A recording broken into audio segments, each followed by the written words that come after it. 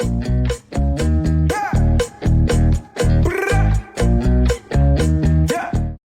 1 2 3, tes 1 2 3. Oke, hello guys, balik lagi di channel gua hari ini. Hari ini gua bakal mereview nih ya salah satu anime yang gua reaction juga di membership, yaitu adalah Failure Frame.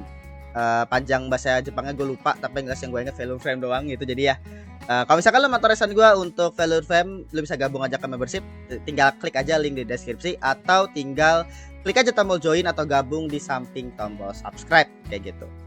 Jadi ya, untuk season pertama dari Failure Frame ini bisa dibilang adalah, jujur aja langsung ya, kalau menurut gue ini adalah anime yang paling kurang, bahkan menurut gue yang paling jelek lah ya. Gue bahkan di tier list itu waktu itu gue naruh ini yang paling bawah di musim ini, karena menurut gue anime yang lain itu masih setidaknya masih punya suatu hal yang gue pribadi itu masih appreciate banget gitu. Jadi pun juga sama tentunya, tapi mood gue, meskipun gue bilang ya bahwa ini adalah anime yang paling jelek bagi gue yang gue ikutin di musim ini ya, ini adalah yang paling jelek. Tapi ini anime mood gue masih bisa dinikmatin. Jadi masih bisa lu nikmatin, masih bisa lu tonton menurut gue, dibandingkan dengan misalkan anime-anime yang menurut gue bener-bener udah ampas tapi nggak bisa, bahkan sampai kayak nggak bisa dinikmatin itu sebelumnya itu masih banyak gitu di musim-musim sebelumnya.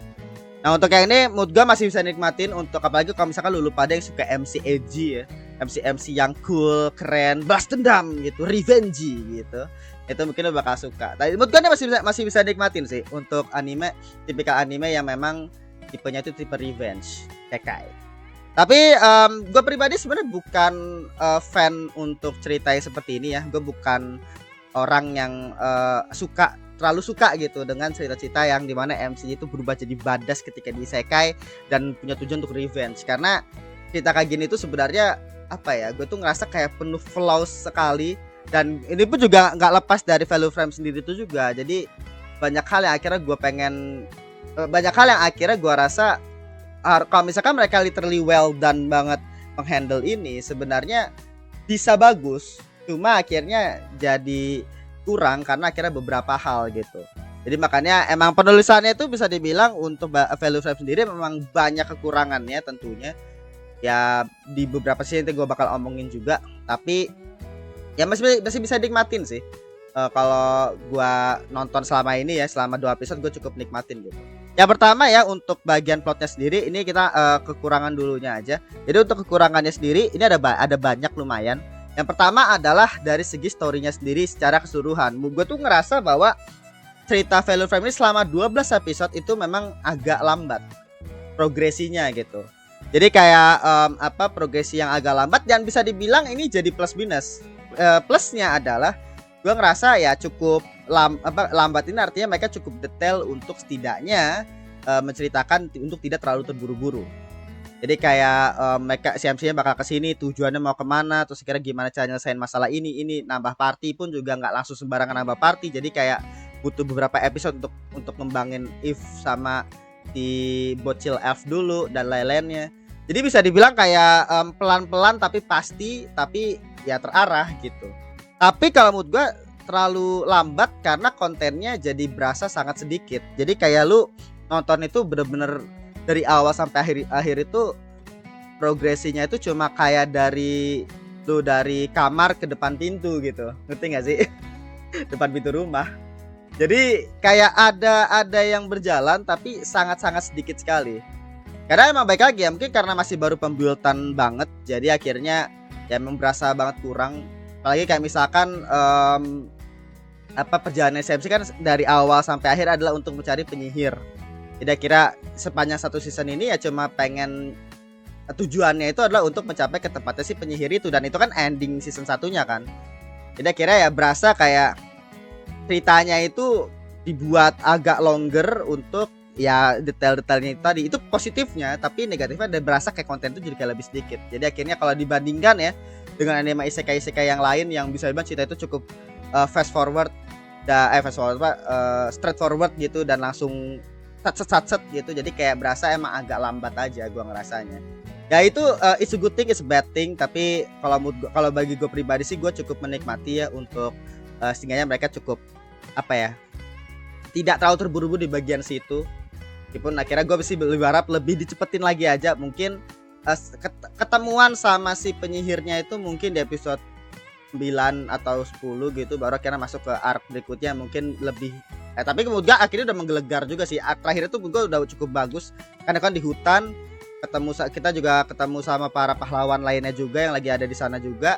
Jadi menurut gue udah bagus ya. Jadi gue lebih ngeliatnya tuh ke arah yang positif lah untuk masalah alur itu gitu. Nah, yang menurut gue yang paling gue pengen ngomongin itu adalah dari segi karakternya ya, dari segi penulisan karakter yang dimana menjadi salah satu flaws yang paling banyak terjadi di anime isekai, apalagi dengan tipe cerita yang seperti ini, yaitu adalah bagaimana si MC-nya itu pengen revenge kepada si Dewinya. ini personal opinion gue. Kalau misalkan gue salah, kalau misalkan gue oke, ada yang di animenya mungkin kurang atau mungkin gue salah nangkep atau apa, lo bisa komentar di bawah. Tapi kalau bagi gue pribadi, alasan kenapa si MC-nya itu pengen revenge sama Dewinya, bahkan sampai dia ngeluarin kata-kata bahwa gue bakal kekal, gue bakal di neraka tapi gue bakal revenge dulu atau apa gitu, gue lupa. Jadi dia bener-bener yang penting gue balas dendam, meskipun gue sampai masuk neraka gue nggak peduli. Dia kayak gitu kan, gue pengen ngebunuh orang atau kayak gimana gue nggak peduli, yang penting gue bisa revenge kepada si Dewinya ini karena ngebuang gue. Ya dimana sebenarnya alasan bagaimana dia bisa sampai ke titik itu, bener-bener terbutakan oleh balas dendam, itu menurut gue pribadi terlalu kurang sekali motivasinya. Yang dimana oke lah, si MC ini dia itu punya trauma waktu kecil ketika karena dia kan di abusive sama ortunya sampai akhirnya diambil sama bibinya gitu kan. Ya oke lah kalau misalkan si MC-nya ternyata punya kayak semacam dikit masalah mental dengan bagaimana dia bisa dibilang melihat ketika ada orang yang mengganggu dia maka dia akan langsung balas dendam gitu, atau kayak gimana gua nggak tahu ya. Tapi gue tuh ngerasanya ketika akhirnya dia itu kan datang ke isekai bareng sama satu kelasnya, sekarang dia dibuang sama Dewinya gitu kan, dibuang sama Dewinya karena dia itu punya kemampuan yang kurang sekali. Oke lah, gue dibuang, gue pengen gue bakal revenge sama Dewinya gitu, lu awas aja lu bakal ini bla bla bla. Pas di akhirnya di dungeon pun gue ngerasanya kalau misalkan dia bener-bener sampai sekuat itu keinginan untuk revenge, bahkan sampai dia rela masuk neraka untuk revenge gitu. Maksud gue di dungeon pun lu juga gak kenapa-napa gitu. Maksud gue di dungeon kan dia akhirnya nggunain skill paralyze, nggunain skill poison. Bahkan lu dikasih dikasih kayak semacam pouch gitu kan, pouch yang isinya itu makanan dari dunia lu gitu. Jadi mana artinya ya lu dapat bekal di dungeonnya, meskipun lu akhirnya di dungeon harus bertahan hidup juga tentunya. Tapi beda misalkan kayak di Arifureta. Di Arifureta di situ lu benar-benar bertahan hidup tuh benar-benar tanpa apapun. Makanya akhirnya kebencian lu terhadap orang yang membuang lu itu akan semakin besar seiring berjalan lu di dalam dungeon. Makanya akhirnya itu harusnya bisa dikembangkan dalam dungeonnya itu. Tapi si MC nggak kenapa-napa, dia ngebunuh dungeon, oke, paralyze, poison, naik level banyak. Akhirnya tata untuk makanan sendiri pun juga dia nggak perlu makan monster, dia cuma perlu buka pouchnya, makan makanan yang ada di dalam pouchnya, di mana itu dikasih sama Dewinya. Jadi maksud gua Dewinya itu sebenarnya ngebuang itu dikasih pouch itu menurut gua agak aneh. Kalau menurut gua dengan buang aja, gak usah dikasih pouch yang itu loh. Itu pouch itu dikasih kan ya? Apa gua salah inget ya? Dikasih kan? Jadi kayak agak aneh aja. Jadi kayak si MC itu kayak bagaimana dia sampai ke titik sebenci itu sama Dewinya itu cuma dari waktu pada saat dia dibuang di bagian awal episode 1 bagian di episode 1 doang yang pas dia dibuang. Daripada kayak gitu mendingan lu capek-capek revenge gitu kan. Ya mendingan lu udah hidup damai aja di isekai. Ngapain gua harus revenge capek-capek ngebunuh Dewinya atau kayak gimana gitu. Yang dimana padahal kebenciannya dia tuh cuma gara-gara dibuang doang. Ya mendingan gua kayak gak peduli lah, bodo amat sama orang-orang itu gitu. Masih ada pilihan itu gitu. Masih ada pilihan itu untuk lu, ya udah aja. Mirip kayak di Tsukimichi. Menurut gue Tsukimichi malah lebih make sense. Ketika akhirnya dia dipanggil, terus kayak tiba-tiba dia dibuang ke pinggir itu. Terus akhirnya kan dia makin kesel sama si Dewinya kan gara-gara dia dipanggil terus kan, digunain terus sama si Dewinya. Wah, bangke, gue udah dibuang terus gue dipakai terus gitu.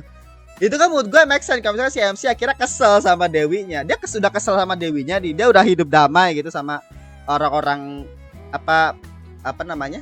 Monsternya, bukan monster sih, pokoknya ras lainnya yang selain manusia tuh yang kayak Tomoe dan lain-lainnya bareng gitu, yang sampai bikin desa, kampung, ke daerah gitu untuk dia. Tapi akhirnya ya dia langsung dipanggil lagi sama Dewinya ini dan lain-lainnya. Jadi kayak ya dia kesel sama Dewi. Dari sana lu baru akhirnya dia ada sedikit kayak rasa revenge gitu sama Dewinya. Jadi kayak ada pembuildan untuk menambah kebencian itu sampai akhirnya dia terbutakan sama kebencian itu. Tapi kayak di sepanjang gue nonton Value Frame, gue tuh ngerasanya kayak si MC ini kayak tidak ada apa perkembangan kebencian kepada si Dewinya gitu. Gue tuh ngerasanya ya, karena di waktu pada saat di dungeonnya sendiri dia kayak mulus lancar jaya sekali aja gitu. Mulus lancar jaya, nggak ada masalah. Yang penting paralyze poison selesai, mati monster, naik level. Makanan pun juga dikasih pakai sama Poche sama Dewinya. Jadi kayak nggak ada apa bukan tema sih, apa feeling survival yang dimana sepanjang survival itu akhirnya dia memupuk rasa kebencian kepada Dewi. Ini semua gara-gara Dewi bangke nih gitu. Kalau ada kayak gitu itu menurut gue make sense karena ya tadi kebencian itu akan terus muncul menumpuk sampai akhirnya ketika dia keluar dari dungeon, gue bakal revenge sama Dewinya. Gara-gara gue sengsara di dalam tadi itu semua gara-gara Dewinya, gue pengen revenge kayak gitu.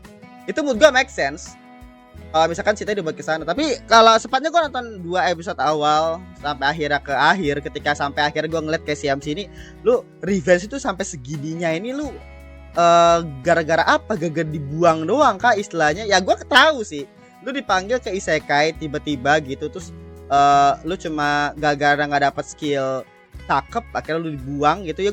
Gue tahu lu patah hati, gue tahu lu sakit hati gitu. Tapi mood gue lebih baik lagi secara ceritanya, lebih baik diekskalasi lagi gitu kebenciannya kepada si Dewinya dibandingkan dengan cuma waktu pada saat di awal aja ketika dia terpanggil dan dibuang.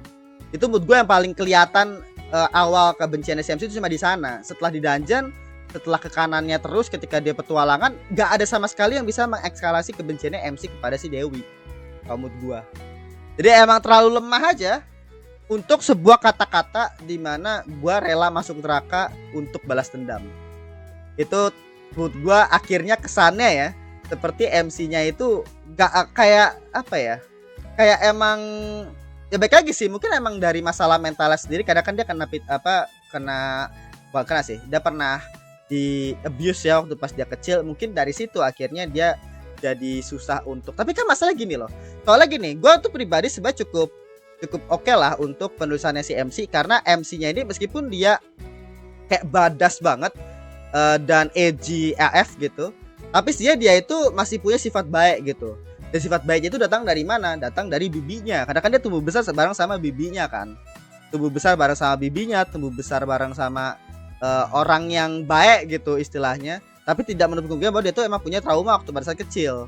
Dan itu kan akhirnya yang membuat dia bertahan di isekai, karena dia rasa bertahan hidupnya itu muncul lagi ketika waktu pada saat dia masih bocil itu, ketika dia di abuse itu kan dia ada perasaan untuk survival itu datang lagi ke dia ketika dia isekai.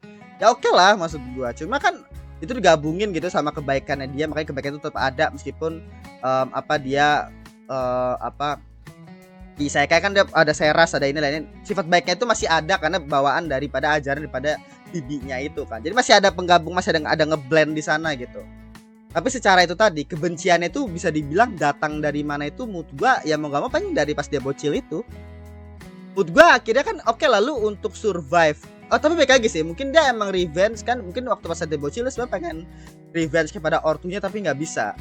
Dan akhirnya ada orang yang melakukan hal yang sama kepada dia akhirnya pengen revenge sampai wah gitu istilahnya kepada orang yang ngeganggu dia, mungkin yang ngebuang dia gitu atau kayak gimana gua nggak tahu. Tapi yang jelas gua tuh ngerasanya bisa lebih baik lagi untuk penulisan MC-nya. Secara ini salah satu poin utama soalnya gua pas nonton itu gua kayak ngerasa aneh, kayak lah MC lu dibuang kan, mendingan udah lu daripada pusing mendingan ya udah hidup di tempat lain aja gitu maksud gua. Terus akhirnya hidup damai meskipun dibuang gitu ya, kayak misalkan di level 2 cheat data deh. Level 2 cheat data itu kan si MC dibuang kan gara-gara ada pahlawan yang dipilih ke dia. Terus akhirnya pas lu itu kayak oh oke. Ya good. Akhirnya dia kayak dibuang ke pinggir itu, sekarang ya udah gitu kan dia hidup damai, gak mau terlibat sama siapapun. Mood gue itu pilihan yang bijak gitu untuk daripada gue capek-capek revenge gitu kan, yang dimana kebencian itu cuma gara-gara datang ketika gara-gara gue dibuang. Jadi kayak gue lebih baik kayak udahlah, I don't give a shit gitu, langsung gue mendingan hidup damai aja gitu. Nah itu kan ada pilihan itu. Nah untuk meminimalisir pilihan itu supaya tidak menuju ke arah hidup damai, lebih ke arah revenge yang pilihannya lebih banyak dipilih, ya dengan memupuk kebencian itu. Nah itu yang kurang gitu. Gue tuh ngerasa seperti itu ya. Ya baik lagi ya, itu satu hal yang emang terjadi di setiap anime isekai, dan ya di sini pun juga tidak luput juga gitu. Jadi memang ya baik lagi, suatu hal yang masih belum diperbaiki juga yang gua rasa harusnya bisa diperbaiki. Dan mungkin anime isekai yang dengan penulisan karakter paling bagus mungkin memang paling bagus, yang bagus itu memang jarang sih ya. Jadi kayak ini emang instan semua gitu. Ya udah sih.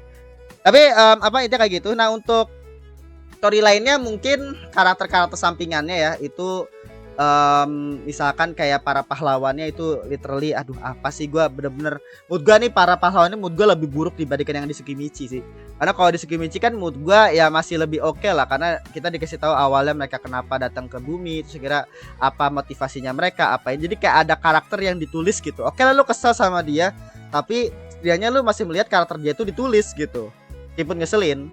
Tapi kalau di sini tuh literally kayak apa sih gitu. Gua satu momen yang paling gua itu kayak what the hell banget itu adalah ketika perdebatannya si cowok edgy yang dulu awalnya dibully akhirnya dia punya kekuatan, ketika ditanya sama si siapa tuh namanya, sama si Shogo, sama si ketua kelas, ditanya, ini temanmu ada yang mati nih, kok kamu nggak ngindungin temanmu?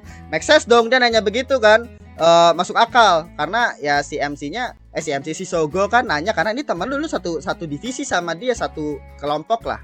Tapi kan lu malah ngebiarin dia mati. Nah si cowok ini bilang ya beda aja kan, gue pengen sendiri atau kayak gimana. Terus saya kira cara dia ngejawabnya pada saat kayak begitu si cowok ini masih belum jawab gitu jawabannya si Shogo. Dan itu kayak diem aja terus kayak bla bla bla. Terus dia jawabnya apa? Dia jawabnya kayak, lu masih melihat gua lu masih melihat rendah gua, lu masih ini personal anjing jawabnya. Maksud gua kayak what? Maksud gua oke lah mungkin dia kayak trauma gitu ya, kena bully atau kayak gimana. Tapi maksud gua kayak gua tuh pas nonton itu gua diem kayak apa ini? Apalagi tiba-tiba yang orang yang sok menganggap bahwa diri dia MC datang, terus saya kira kamu tuh tidak punya kapasitas menjadi raja. Kamu tidak punya kapasitas menjadi, tidak sepertiku yang punya kapasitas. Gue masih what the hell is this? Si Shogo di sini cuma diem doang. Gue yakin gue kayak pikirnya kayak what the hell with these people man. Maksud gue kayak tiba-tiba ujung-ujungnya daripada perdebatan itu, akhirnya kan si cowok yang ditanya kenapa lo ngebiarin si salah satu teman kelompok lo itu mati, dia ngomong bahwa ini si Shogo ini pun juga belum bisa pakai skill khusus atau apa gitu. Terus kira ujung-ujungnya si Shogo yang disalahin kayak Shogo, lebih baik kamu sadar tempatmu. Lah bangsat, perdebatan awal kan gue cuma nanya, ini orang kenapa dibiarin mati? Ini kan satu teman kelas lu satu kelompok sama dia, kenapa nggak ditolongin gitu? Tiba-tiba malah gue suruh tahu tempat aja. Gue pas itu gue ketawa. Gue pas review itu kayak what the hell is this? Perdebatan paling bodoh. Buat gue, aduh gue nggak bisa sih. Itu menurut gue ya, gue literally gak dapet sama sekali adegan itu apa. Itu adegan paling what the hell sepanjang satu season dari Value Frame, bahkan melebihi 3D CG-nya. Itu apa, itu gak usah ada aja, mending gak usah. Mending gak apa-apa. Aduh, itu terlalu bodoh sih kamu juga sih. Ya itu cuma pengen nunjukin bahwa ya emang teman sekelasnya pada goblok semua selain daripada Shogo sama si apa tuh namanya tadi yang di akhir episode tuh si Takao ya, sama Kashima. Cuma orang-orangnya kelihatan baik aja yang akhirnya ya normal. Yang lainnya pada sableng sengklek, sok jadi MC, sok edgy. Pahlawannya pada teman-teman sekalian pada aneh semua anjing. Gua makan mood gua kalau dibandingkan sama yang ada di yang ada di Standard ya. Mood gua di Standard pun juga masih lebih oke tuh. Meskipun banyak yang aneh-aneh juga ya, teman-teman kelas ya, teman-teman satu busnya si MC. Tapi sebenarnya mereka itu kayak masih punya variatif untuk ngelakuin suatu hal atau kayak gimana gitu. Kalau di sini kayak apa sih gitu, kayak apa sih? Apalagi sih yang sok jadi MC itu selalu dimunculin tuh ya kayak kata-kata bijak itu dalam bentuk tulisan gitu, kayak this is fucking cringe. Mungkin masa intensional kali ya dibuat seperti itu untuk memperlihatkan bahwa emang ini cringe sekali para pahlawan ini. Tapi itu literally apa sih banget sih, apa sih momen banget gitu. Itu yang gua rasa kayak ya pokoknya pahlawannya pada kurang semua sih, penulisannya paling paling jelek banget itu para pahlawan. Selain daripada tadi ya itu menurut gua untuk yang kasus MC nggak masalah lah dibandingkan sama yang pahlawan anjing. Itu perdebatan paling bodoh itu. Aduh, itu gua ya paling apa gitu. Ya pasti gue bakal inget tuh sepanjang gue nonton sepanjang gue inget value frame gue bakal inget adegan itu anjing, adegan perdebatan goblok itu. Ya tapi intinya seperti itu. Kita bakal langsung aja kali ya untuk story-nya ya udahlah apa tipikal revenge biasa, nothing's new. Kalau misalnya lu suka tipe-tipe revenge lu bakal suka, tapi emang beberapa kekurangannya jelas terlihat sekali. Untuk beberapa karakter penulisan memang kurang banget, apalagi pahlawannya. Karakter sampingannya pun juga memang masih oke lah untuk Seras, untuk si Eve dan adek sih apa yang elf bocil itu juga masih oke, MC-nya pun juga oke, tapi emang masih bisa lebih baik lagi tentunya. Tapi tipikal anime isekai pasti tidak terlalu maksimal, jadi ya sudah. Nah untuk adaptasinya sendiri, nah ini akhirnya menjadi yang paling concern utama ya dari orang-orang, yaitu lah masalah CG. Kalau buat gue pribadi, gue udah ngomong waktu pada saat gue bikin tier list, satu hal yang gue itu paling gak suka dari value frame itu adalah bagaimana mereka inkonsistensi dalam penggunaan 3D. Dan untung banget itu diperbaiki di setelah episode 6 atau episode 7 gitu. Jadi setelah episode 7 mereka tidak lagi menggunakan CG untuk karakternya. Karakter yang cuma jalan, karakter yang cuma shot dari jauh. Itu mereka udah gak pakai itu lagi. Jadi mereka akhirnya menggunakan 2D full untuk karakternya yang gerak. Meskipun secara animasi mungkin kurang sekali, kaku tentunya. Cuma setidaknya mereka menggunakan 2D gitu. Jadi inkonsistensi 3D yang gue bilang untuk pada saat gue bikin tier list itu tidak terjadi lagi di setengah core ke kanan. Meskipun akhirnya gue bilang kan bahwa ya lebih baik digunakan untuk bagian action, dan mereka ngelakuin itu. Jadi untuk 3D-nya sendiri itu cuma digunakan untuk bagian monster sama ketika MC-nya lagi action. Itu nggak masalah kalau mood gue, karena anime kayak gini juga ada juga di Black Summoner. Black Summoner juga begitu juga.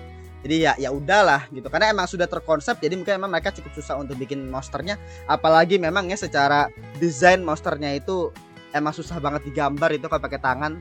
Jadi mood gue emang masuk akal kalau misalkan mereka menggunakan 3D. Jadi ya gue cukup ya oke lah, fine gitu kalau lu menggunakan 3D untuk bagian monsternya, dan untuk bagian actionnya MC-nya menggunakan karakter 3D oke lah. Tapi setidaknya untuk momen-momen biasa, momen kayak tiduran doang, jalan-jalan doang, tidak usah menggunakan 3D, pakai 2D. Dan mereka ngelakuin itu di core setengah core terakhir, dan itu gue jempol lah ya, jempol untuk studionya. Setidaknya mereka menyadari mungkin lah komplainan daripada fansnya, atau mungkin emang mereka niatan dari awal emang seperti itu. Nah gue nggak tahu tuh, feeling gue kayaknya emang denger komplainan fans. Jadi komplainan fans terkait dengan CG karakternya itu mungkin akhirnya nyampe ke studio, akhirnya mereka ngeubah itu atau kayak gimana, I don't know ya. Tapi yang jelas episode awal inkonsistensi penggunaan 3D karakter yang tiba-tiba shot ini 2D, tiba-tiba shot ini 3D, tiba-tiba 2D lagi, 3D lagi, itu udah nggak ada di setengah core ke kanan, kecuali bagian action. Bagian action gue cukup maklumi karena memang gambar monsternya susah ya, dan juga bagian karakternya pun juga agak susah untuk digabung sama bagian 3D-nya gitu. Jadi mungkin mereka lebih pikir satu shot 3D semuanya aja deh biar sekalian di render. Jadi ya udahlah gitu, oke lah gitu. Meskipun tetap bagian daripada kritikan juga tentunya, tapi kelihatan mereka tuh masih ada konsepnya gitu. Kan gue bilang kan waktu pas bikin tier list bahwa penggunaan 3D di value frame itu terlihat tidak terlihat konsepnya gitu. Lo mau penggunaan 3D itu untuk apa di bagian 6 episode awal ya? Untuk bagian monster doang kah? Untuk bagian actionnya doang kah? Atau apakah gitu? Biasanya kan 3D itu untuk bagian monster. Made in Abyss aja itu menggunakan 3D gitu. Dan itu ya nggak masalah, karena ya udah emang gambar monsternya susah kan sampai kayak 2D, kecuali kan memang ini anime dengan budget tinggi yang bisa resource lebih banyak gitu. Gak masalah kalau misalkan mereka gunain 3D kalau memang anime murah. Jadi ya udah, jadi emang kualitas itu nggak masalah. Tapi terkonsep lah, lo mau gunain monsternya aja atau karakternya juga, atau bagian apa? Lo mau karakternya 3D semua atau 2D, ya gunanya apa gitu. Jadi gitu loh, di Black Summoner aja tuh ada konsep, yaitu adalah untuk bagian action, karena mungkin mereka nggak bisa bikin action. Nah di sini akhirnya segala mereka gunain itu untuk bagian actionnya aja, meskipun tetap kelihatan jelek juga ya bagian 3D apalagi di episode 11 kemarin.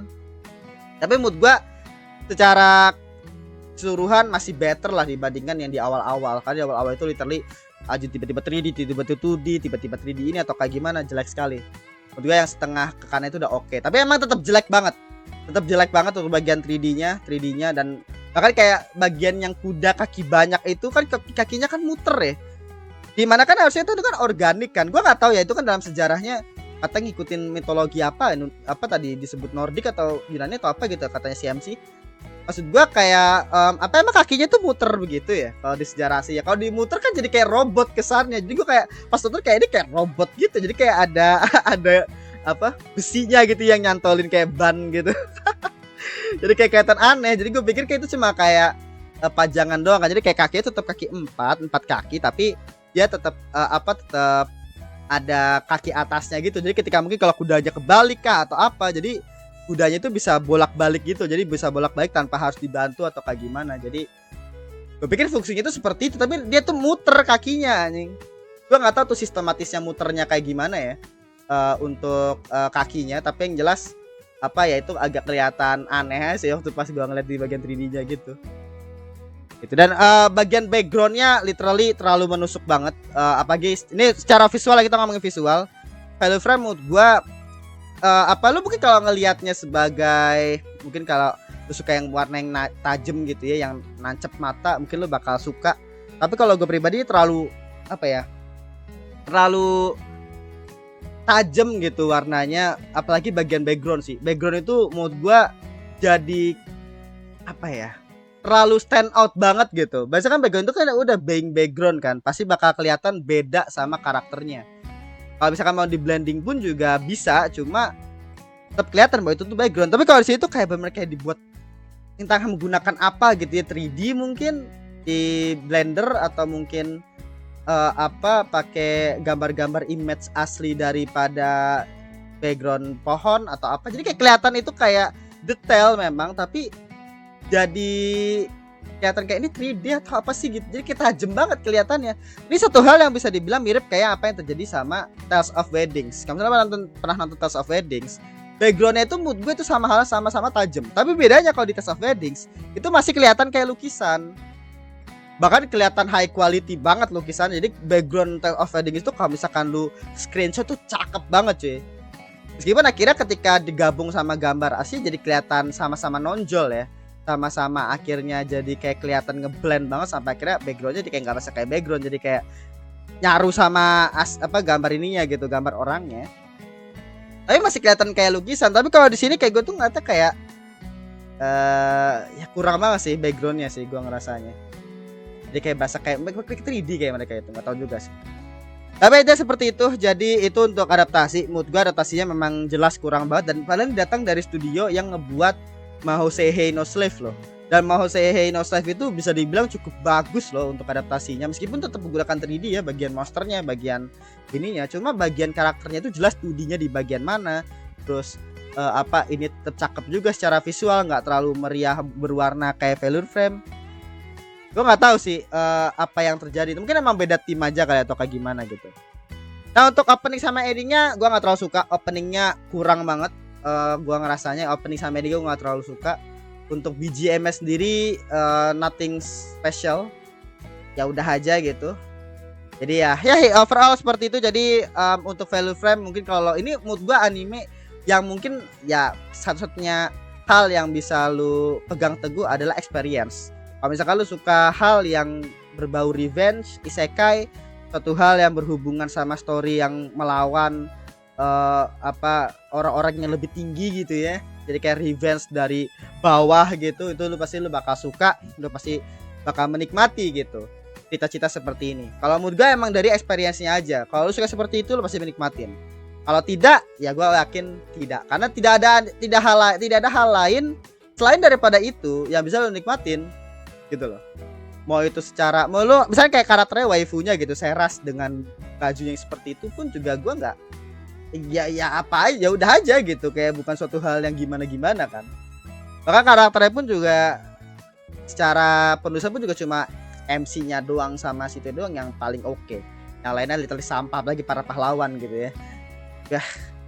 Jadi ya itu ya kayak gitu ya untuk review dari Value Frame. Kalau misalnya lu nggak setuju atau misalkan lu ada yang ingin ditambahkan atau lu ada yang ingin lu koreksi dari review gue bisa komentar di bawah. Dan ya bagi itu semua opini gue. Kalau misalkan lu punya argumen lain bisa komentar di bawah aja. Jangan lupa untuk subscribe dan juga notifikasi. Sampai jumpa di video berikutnya di channel ini. Dan untuk nanti ada 2 animal lagi ya untuk membership yang bakal gue review, jadi tinggal lu tunggu aja.